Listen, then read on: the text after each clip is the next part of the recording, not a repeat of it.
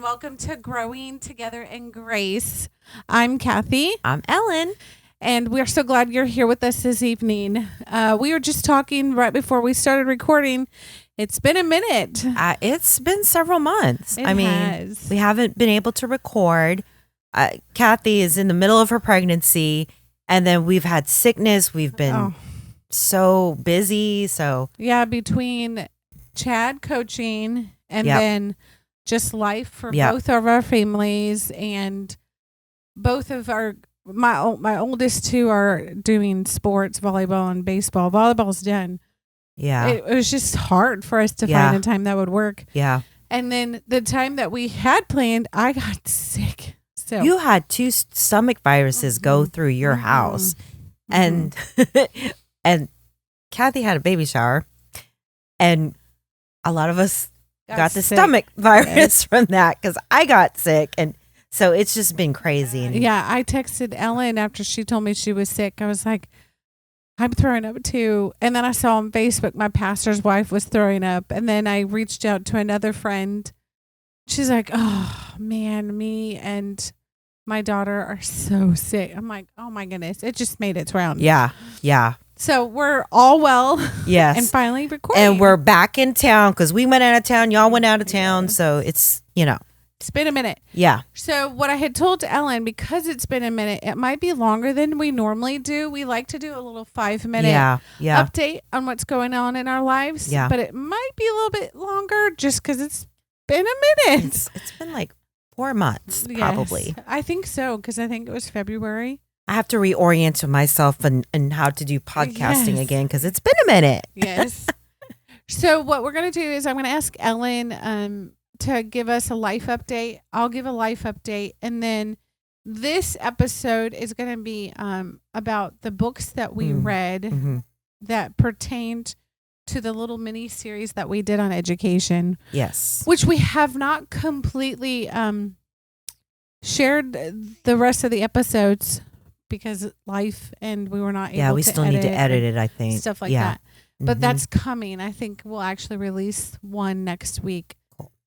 So that's what this episode's going to be about, are the books that we read. Mhm. But before we do that, Ellen, before I ask you questions, tell us a little bit about what's going on in your life. Oh goodness. So And that is not Ellen. we'll get it together.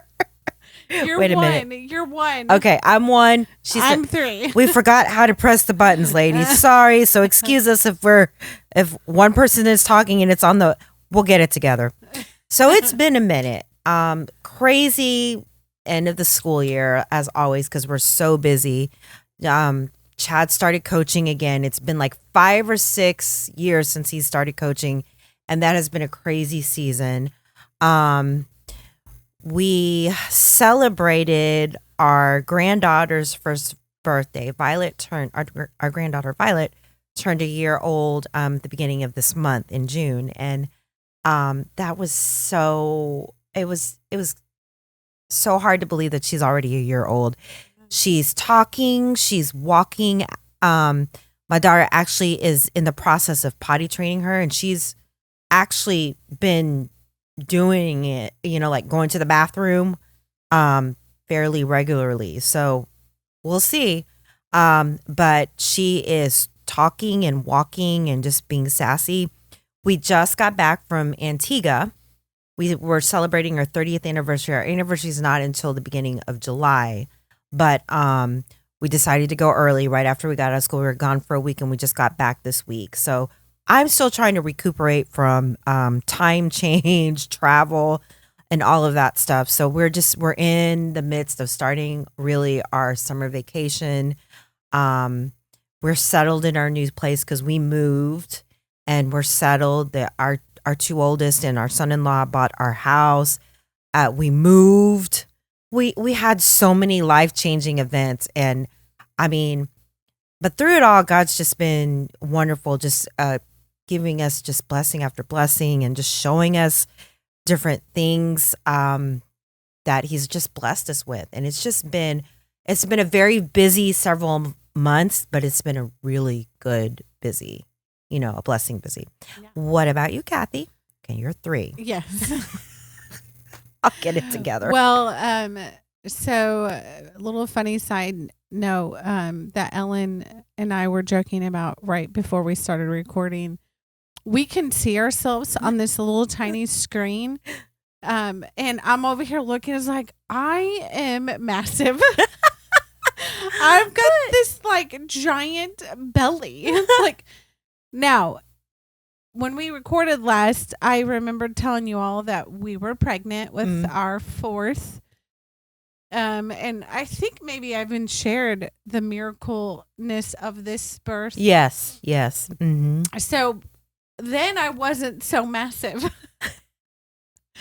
But as you know, we're short. Ellen and I are short people. Yep. And there's just nowhere for this baby to go except just this, okay? Yeah. So I keep looking. I was like, I am massive. But hey. But you're a cute pregnant. I think, I mean, I'm like, that's all baby. Yeah, so that's the thing. Like, there's nowhere for the baby to go. I haven't, from what people have shared and told me, which is, I hope they're being truthful and honest.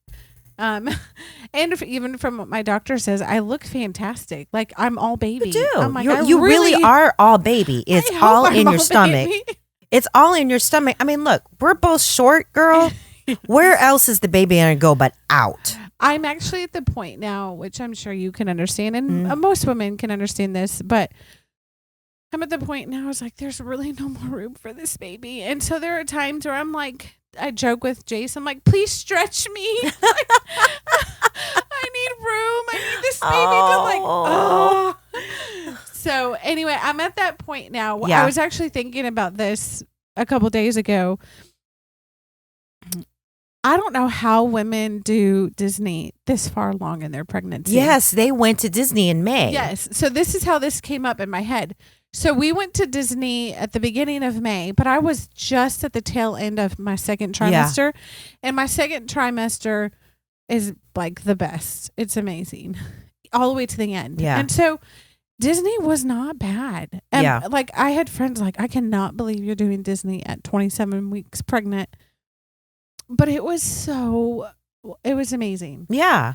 Now, though, no way. I keep thinking I would be absolutely miserable. Like, plus, it's hotter now. It's hotter now, but it's like it's even harder for me to walk. It was not hard for me to walk when we were there. Like, there were times where I definitely needed to sit and rest and drink water and whatnot. But now I'm to the point in the pregnancy where it just feels like I'm like hanging on for dear life. Like there's this baby down there. And I'm like, ah. Right. So, and we just had your shower too. Yes. It was an amazing shower. So 4 of my dear friends, Ellen, Melody, Jill, and Tiffany threw me the most magical Harry Potter baby shower. It was amazing. It was good. It was like the perfect way to end this era of my life. Yeah. Yeah. Because this is my last baby. As I was telling Chad, I'm going to be 39 this year.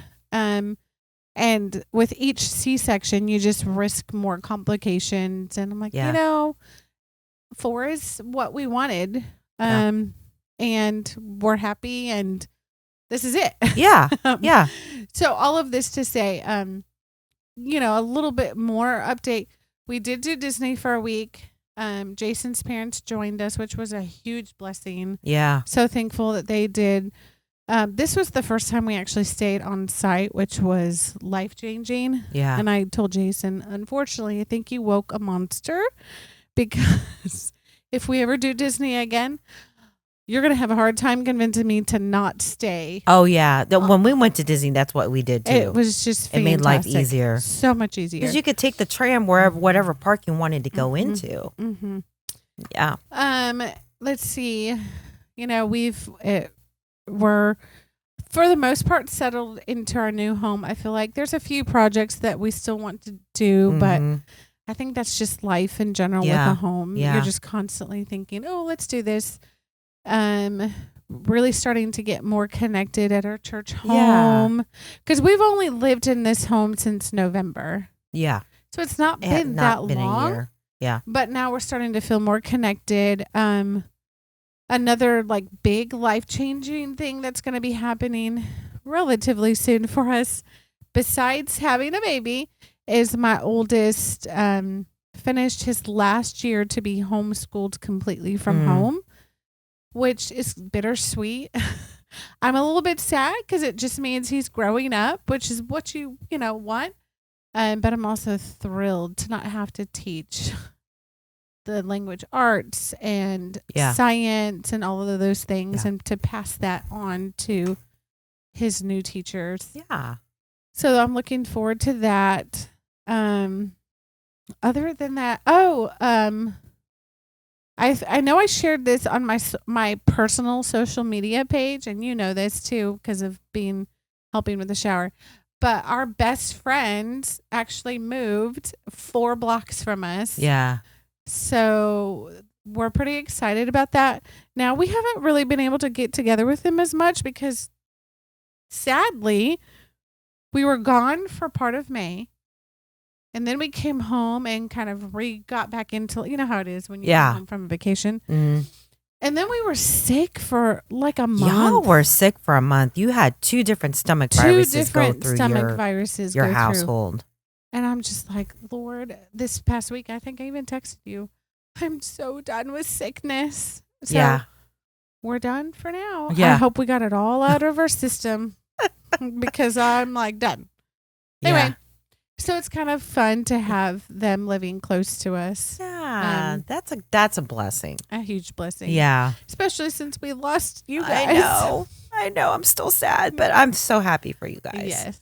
I'm happy for you guys. Okay, so that's the best update. I mean, in the short amount of time that we wanted to devote to this. Yeah. So now we're going to jump into the episode. And the way that we like to do things, at the end of each little series, we like to do a book that pertains to that particular topic. Mm-hmm. Now, this time around, we read different books because I thought it would be cool to get that perspective. And Ellen read a book. Going Public. Your Child Can Thrive in a Public School. It's by David and Kelly Pritchard. Yes. And then I read these. I've read many books on homeschooling, but these are the 2 that I read every year. So I read at the beginning of the year in January, when this book came out, I read it and I was like, that is a repeat book for me. The Convivial Homeschool by Misty Winkler. I read that in January. And then in the summer, I read Teaching from Rest. So those are the 2 books that I will be discussing and sharing in this episode. And so we may go back and forth on the books. We may not switch the camera around too much. We will if we're on if somebody's talking for a long period of time. So bear with us. We're getting the basics back into switching. We got really good at it. We hadn't been able to record. Now we're like, which one is who? Yes. I'm like, you're one, I'm 3. Yeah. And we've had to switch around things since they moved because, the placing now. Yes. We're sitting differently. We have a smaller table, so it's just weird. So bear with us. Yes. Okay. So Ellen. Yes, ma'am. I'm going to ask you a few questions and then you just run with it. Okay. Whatever pops into your head that you want to share. Now, you gave me this book, I want to say maybe in February. I might have even maybe March. I don't remember. It was somewhere around that ballpark. So, and it took me, and then it was such a busy part of the year for me. Right. That, I would read chunks of it and not be able to pick it up again.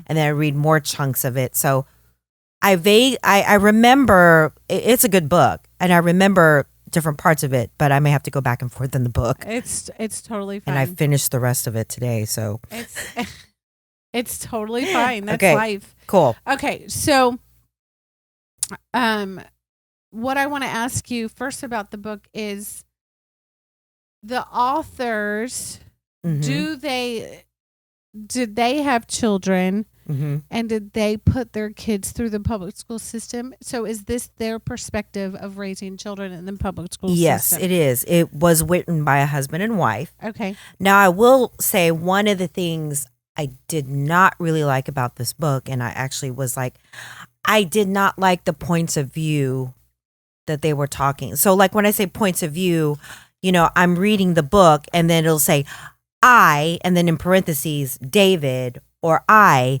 in parentheses, Kelly. And I'm like, okay, who's saying what? Oh.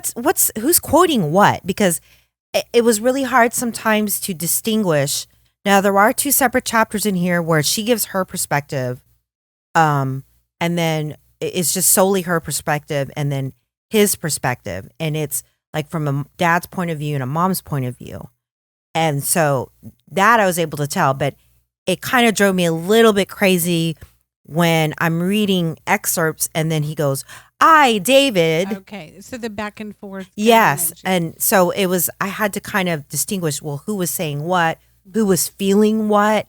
And I would sometimes have to go back and say, okay, what did he say again? Okay. Oh, that's his perspective. Okay. Oh, that's her perspective. Okay. So for me as a reader, I like to read a book where it's like, is it a first person point of view or is somebody telling me the story? I felt like it was just going too much back and forth, which drove me a little bit nuts. That's hard to like differentiate and figure out what's going on. But they are parents. They have 8 children.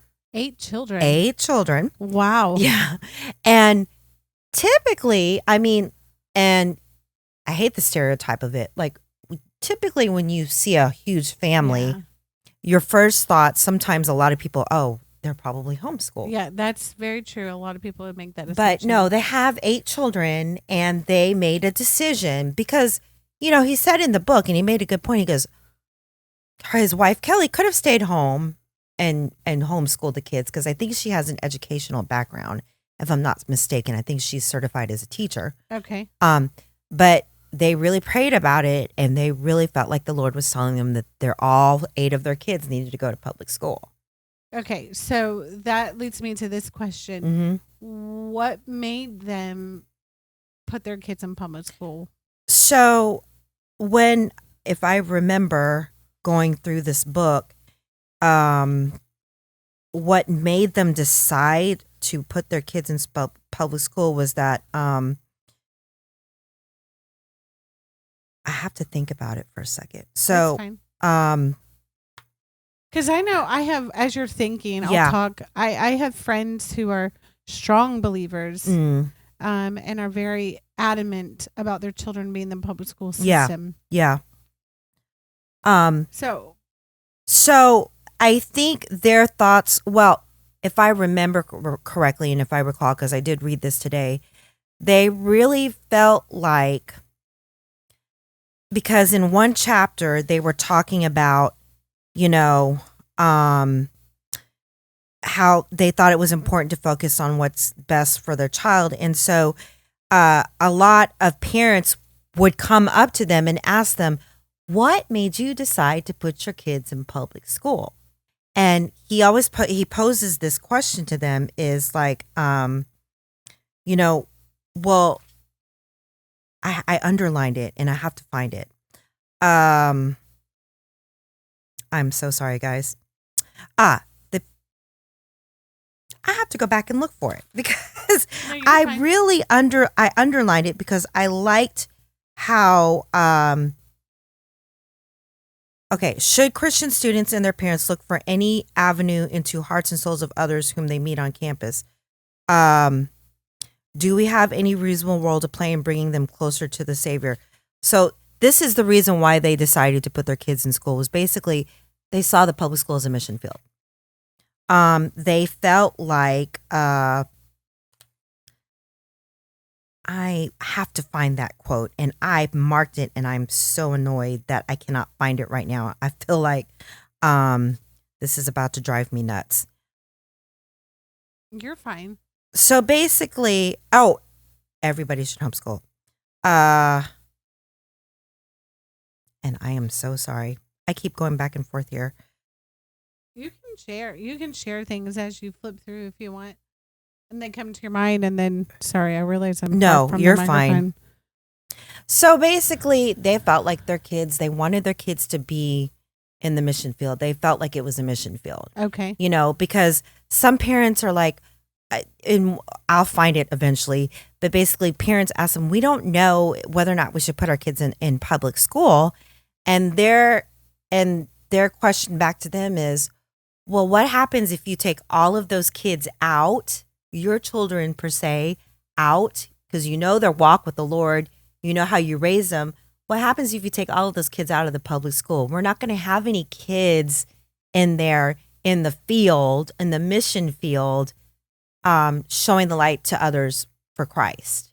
Yeah. If we take all of those kids out, some of these kids that come from rough homes are not going to have that seed planted in them. Yeah. And I love that perspective. I love their perspective in the fact that their whole thoughts on public school is, you can send your kids to public school, but as a parent, you need to be the first line of having these talks and conversations with your children on the importance of your moral beliefs, showing your walk with Christ every day in your home, and making sure you're emulating that to your children, making sure you're having conversations with kids, making sure that actually you are more or less forming an alliance with your child's teacher, with the administration at your school, with the other parents that have children going to that school. Mm-hmm. Like, you have to play an active role as a parent if you're going to send your kids to public school. You can't just send your kids into a public school and be hands off. You completely have to be hands off. And the only way that your kids are going to really be able to thrive in a public school is if you're teaching them first at home how to have the correct behavior. You're teaching them respect. You're teaching them how they should treat other adults. You're teaching them about social skills at home and having those conversations with kids so that when they get into those situations at school, you know how to handle those situations. You've got to be able to teach them. And I love the way that they go into it. The most important things to teach, like the way they have the chapters written out, the most important thing to teach your public school child. The second most important thing, the third most important thing, being nice, being respectful, submitting to authority, being able to submit to authority. If your kids are not submitting authority to you at home, and you're not making them understand that you are the head of the household and they need to submit to your authority, they're not going to do it at school. So it's an extension of what you do at home that you expect your children to act the same way at public school. And so that's the approach that they take. And I love the fact that this book gives a lot of scenarios of, because they have these conversations with their children every day, they get up, they have a routine at home. They get up, they pray with their kids, they pray over their kids. They have a devotional in the morning before they go to school. They pray over them right before they walk out the door. There's always a parent at home waiting for them. How was your day? Talk to me about your day. They have conversations at the table about certain situations, or like, Mom, Dad, I have this situation at school. I don't know what to do. And them actually having the conversation and going, well, this is what I would do. This is what you need to do. What did we teach you? What does the Bible say? We had that devotion this morning. What did the verse tell us that we should do? Mm-hmm. So having those conversations. And, as a public school teacher, I'm reading this book and I'm like, yes. I cannot tell you, as a public school educator, I've been teaching for 17 years. I have seen the decline of parents wanting to be involved in their child's life at school. Now, I'm not saying that's every parent, but it does honestly start at home. Mm-hmm. Like, I cannot expect a child to respect me at school if you're showing that your child that if you're out in public and somebody makes you angry or you don't agree with, like you messed up my order and you go off on the person, well, that's what your child sees. So I love the fact that, their first thoughts are, their feelings are, it comes from being at home. You've got to model, you've got to have those conversations, you've got to make your children understand your where you are, how you stand morally, what you believe, being Christian parents, what you believe, what the Bible says, and embedding that in their mind, because when they go to school, and they brought up some great scenarios of their kids having like different things that they went through. The teacher was teaching something that they didn't agree with about evolution, and then them coming back and saying, well, what if you were, you went to your teacher and you said this phrase, I wanted to talk to you about what you talked about in class. So this is what we believe at our home. And I just wanted to share my thoughts and my opinions with you, doing it in a respectful way. They've even had teachers come back to them and tell them, I really love the way your kids are respectful to me.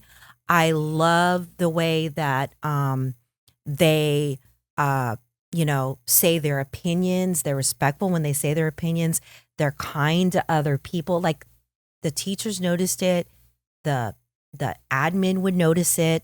They even, at the public school that their kids are at, they formed like a little, it's like a group. I can't remember the name of the group, but basically it's kind of like PTO, PTA type thing where they have a strong connection with the admin and the teachers and the community, and they're trying to get the parents more involved with the school, with activities and things like that. And I have to look up the name, and I'm sorry, like I said, it's been a minute since I've read these, but like, it's just, I love the way that they are saying, it starts from home. Yeah. Unfortunately, as an educator, I don't see that. Yeah. And a lot of times it's been in the last several years of school.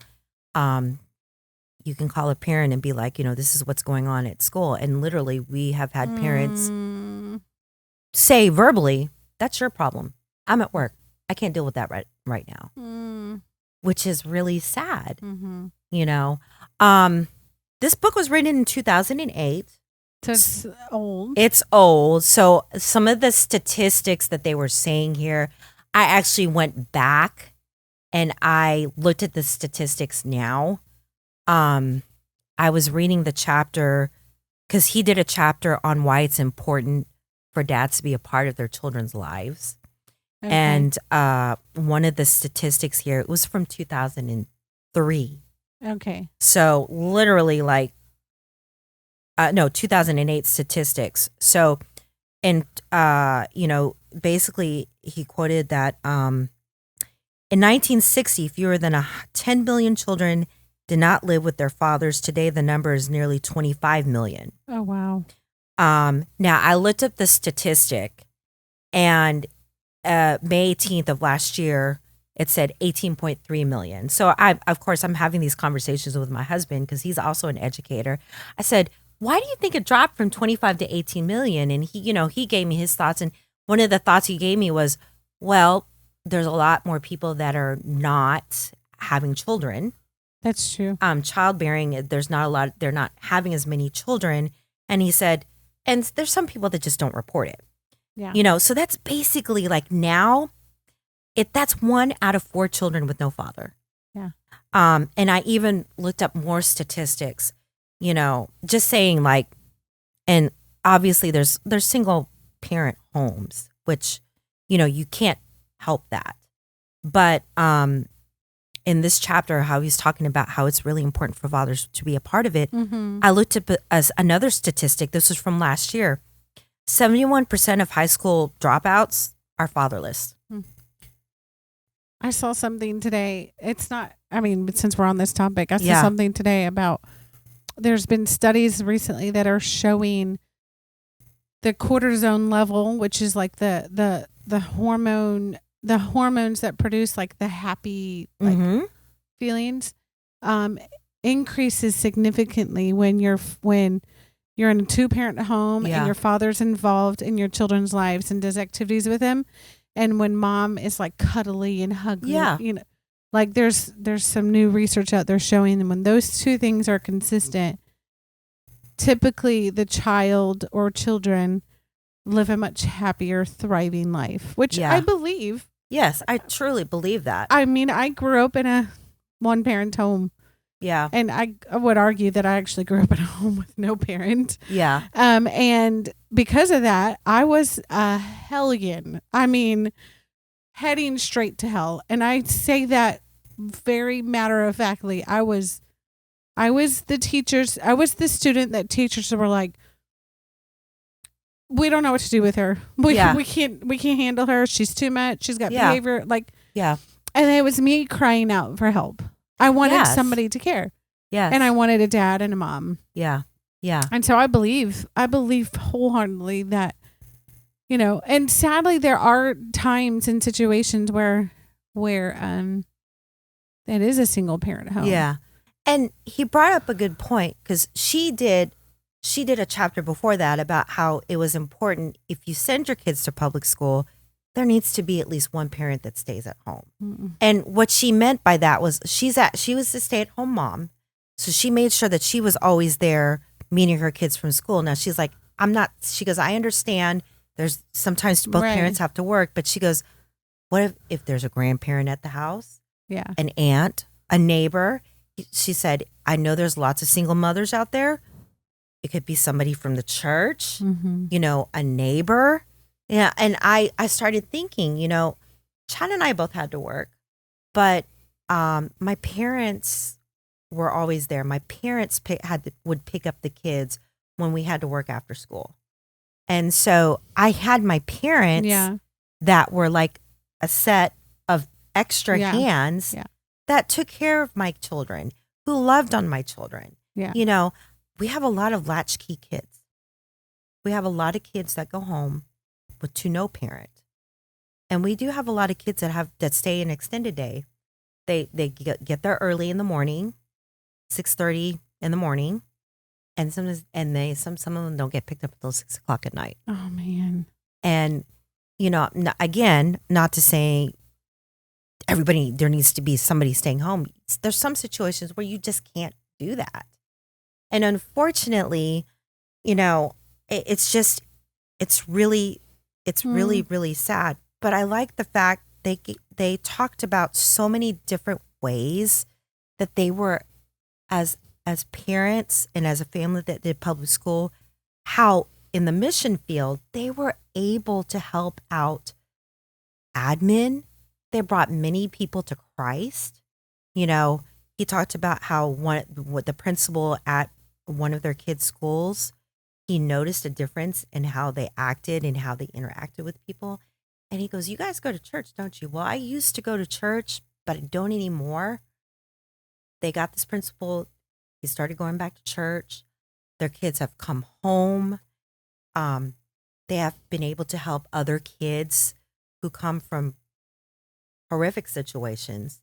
You know, they've brought kids into their home that they've helped out. They have reached out to parents that are single parents. They've helped out. They've been like liaisons in different situations where they've been able to help in different kinds of situations. And, you know, they brought up the point in the book. They're like, if we weren't involved in public school, we would not have been able to bless these other people or show the light of Christ to these other people. And in fact, some of the kids that they helped out, that their kids asked their parents to help out, they still have relationships with them. That's cool. You know, some kids that have a household with no father, you know, they would ask him to like, can you come with me? He talked about, there was a child that they knew, it was one of their son's friends. he lost both of his parents. That's He didn't tough. have parents. They That's tough. died.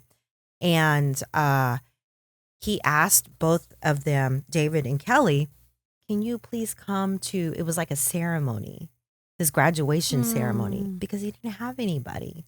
So they've been able to step in ways like that. And I'm like, that is the coolest thing. Mm-hmm. You know, that's part of the reason why Chad and I teach in public school is we see it as a mission. You know, we realize we don't get paid the salary, but we also know there have been times where like, I don't want to teach anymore, but it always comes down to God saying, no, I called you to be there. Mm-hmm. I need you to be there. Mm-hmm. There's so many children that need you there. Mm-hmm.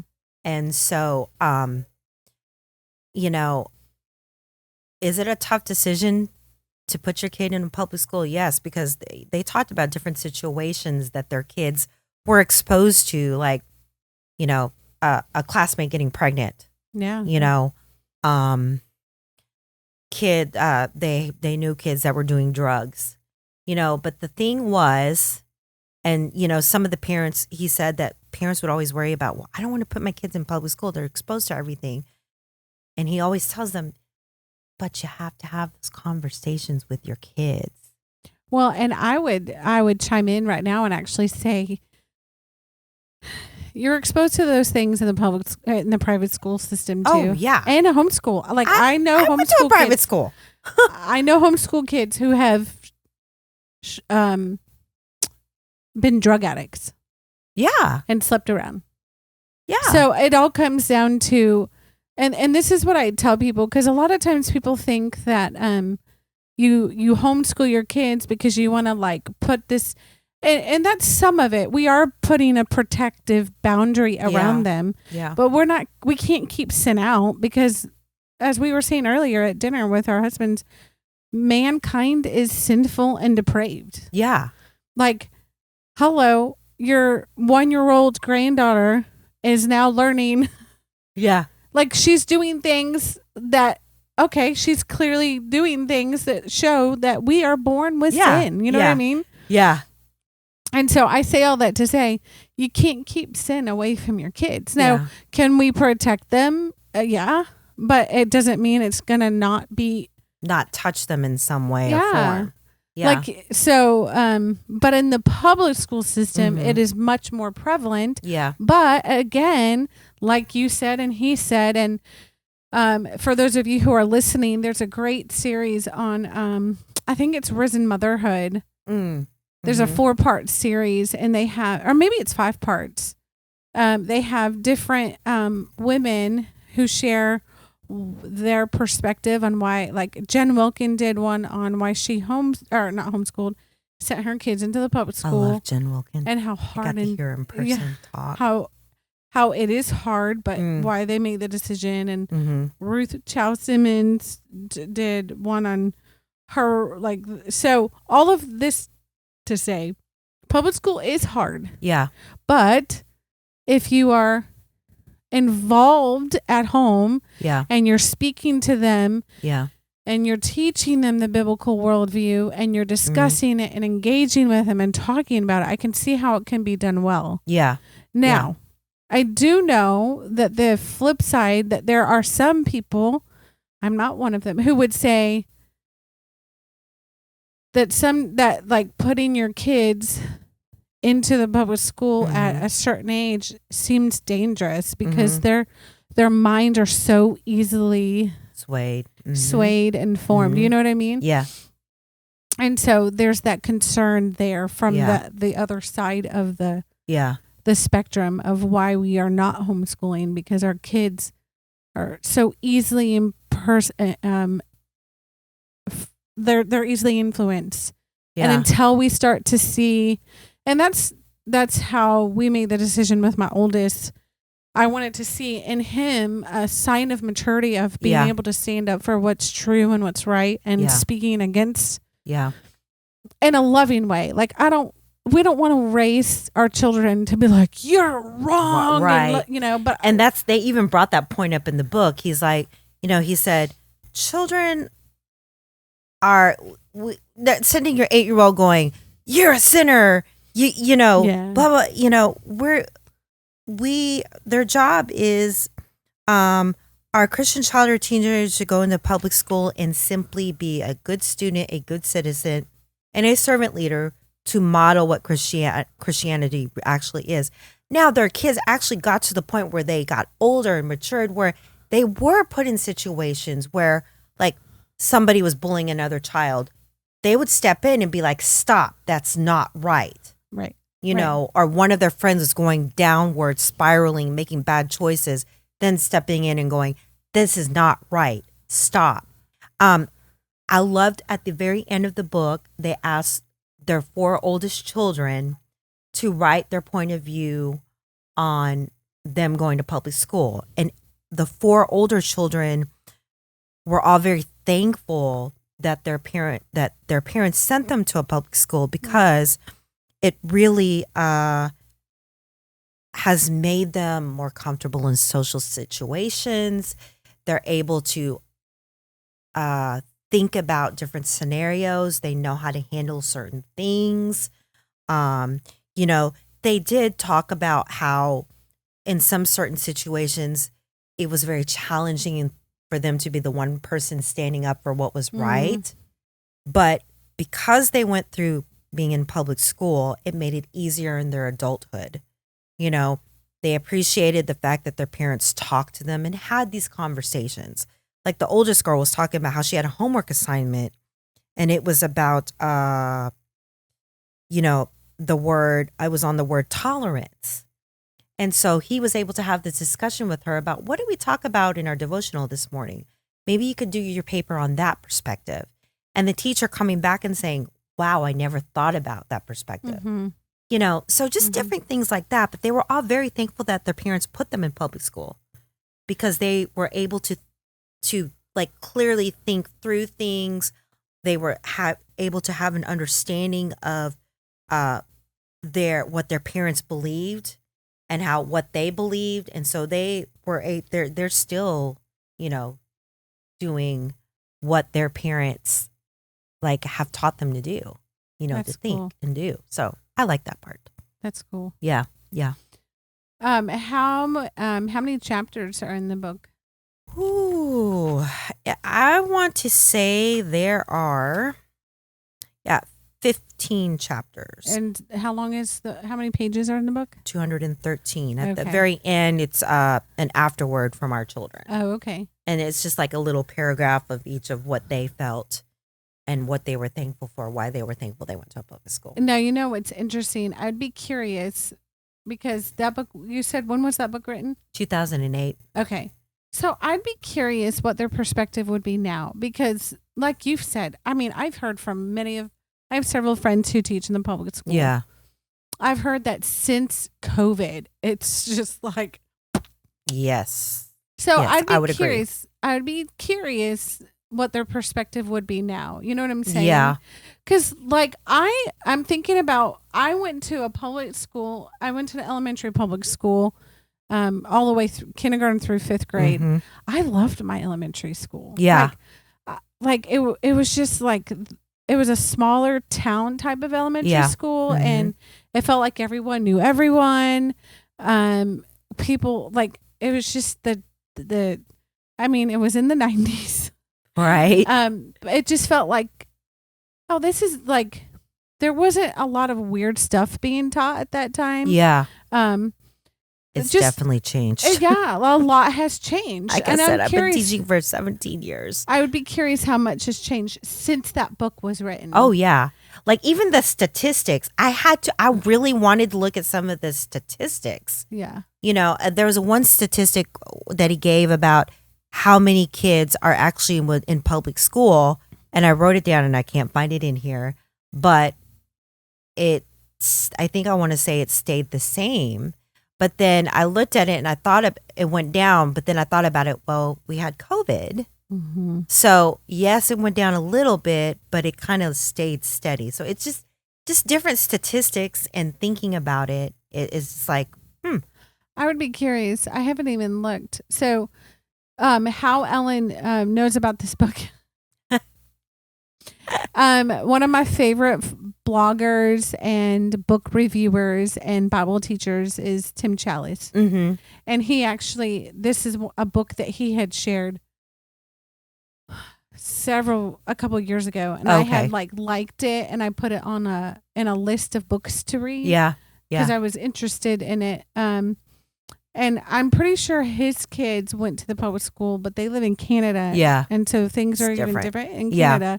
Yeah. Mm-hmm. So anyway, all that to say, I would be interested to see now, Google the authors and see if there's anything that they've come out with. I actually thought about that, and I think I'm going to do that because, like I said, I was literally looking up statistics because I was curious how much has changed from then to now. Yeah.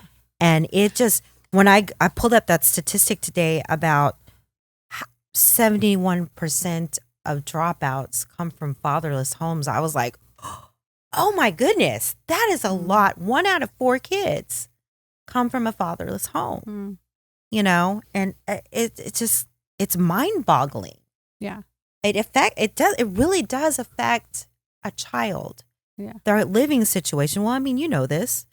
If you're not coming from a safe place at home and school is your only safe place, you're going to act out in different ways. Mm-hmm. And we see that a lot at school. And part of the reason why is because you want to know if this is a safe place. Right. Exactly. That's why they're acting out. Mm-hmm. And we have boundaries at school. And there's there are some to be said that some of the acting out too is just what's modeled, like you said. Yes. I grew up seeing, it was normal for me. It was normal for me to see fist being thrown. Oh, yeah. Like my uncles beating each other up. Yeah. In front of my grandmother. Yeah. It was normal for me to see them threatening each other with knives. Yeah. And guns. That was normal for me. Mm. My adopted mom had shared this. I call her mom now, but just to make things less confusing, I want to say adopted because if I ever speak about my biological mom, I don't want people to be like, what? Yeah. She had told me that once when I came to see them in the summer, Mm-hmm. I was 5, that I had asked if the police were coming to the house. And she said, no, sweetheart, why would you ask that? And I had told her it's because the police always came to my house. Oh, wow. So I was used to police coming. I thought it was a normal thing. Yeah. Well, like you were saying, it being modeled in what children see, when you have a child that's acting up and then you call the parent, and even when you meet with the parent, you're like, this makes sense. Yep. Apple doesn't fall far from the tree. Mm-hmm. I see where they get it from, There was sad. There was and I know this is kind of a tangent from the book, but yeah. Since we're talking about a lot of ways of thriving in public school is 2-parent home, being involved, being connected, and and at our old neighborhood, there was a boy who lived on our street, several houses down, and my kids would play with him and the other kids in the neighborhood, and they would be like, oh, he's so mean. Yeah. He is so mean. And he says every other word is a cuss word coming out of his mouth, and no one likes to play with him. He's just, and after that conversation, I made note because I really am careful on who my children spend their time with. Yeah. But I'm not like, oh, you can't, I'm protective though, Yeah. So there was one time where he was walking home from school. Yeah. The bus dropped him off and he starts walking, and his mom was in the car, and I'm outside working in my yard. Yeah. She rolls the window down, screaming every curse word you can imagine at him. Get your back to the house right now. Screaming. Wow. You could, neighbors start coming out of the house because they hear this. Wow. So she parks her car. He's still walking. He's heading to the house. Yeah. She marches down there and grabs him and drags him all the way down, and he's screaming, and I'm like, okay, somebody needs to get involved in this situation. And it clicked then for me. That's what's going on. And from that point on, my children and I and my husband, we discussed, like, look, we want to model what it means to love God and love people. We want to love this boy and this family well, but we also want to protect us and you guys. So you can't go into his home. Yeah. You guys can certainly play outside. Yeah. Where we can see you and know you. Yeah. And your neighbor's mowing the yard. That or Jason and Chad are riding lawnmower. Oh my god. It wouldn't surprise me if they were riding the lawnmower. Anyway, so all of that to say, like sometimes the acting out is just what's modeled at home, but a lot of times it's how safe is this place for me? Yeah. So exactly. Well, I appreciate you sharing that book with ma'am. us. Can you show the cover one more time? Yes, it is Going Public by David and Kelly Pritchard. Like I said, this was written in 2008. I actually, you brought up a good point. I'm actually going to do some research, see if they're still, right. I think that there's several books that they, maybe not. I'm going to look them up and see if they're still involved and, in their children. If you come across something, maybe when we share this particular episode, you can share some links in the comment on our Facebook page. This, their kids were already 22, 24. So we're talking probably your age. Yeah. Yeah. Yeah. I'm looking at it going, oh, wow. Yeah, that's crazy. Yeah, it is. That would be cool if you find information. Yes, I'll let you know. Well, we're going to end that particular podcast. I thought we would do my books too, but it would be too long of an episode. So we'll just do a second episode on my books. Yep. So we're going to end there on Ellen's book review, Going Public. Mm-hmm. And then our next episode will be on the two books that I want to talk about. Yeah. So, yes, we are so glad you joined us for this episode, and we hope it was insightful and encouraging. And again, if you have questions, please reach out to us. Even if it's like, oh, I don't agree with that. We're happy to listen and discuss in a kind, cordial way, of course. Yes. Our thoughts and our feelings on that subject. So thank you for joining us. We're growing together in grace, and I'm Cathy. I'm Ellen. And we will talk later. All right, ladies. Bye. Bye.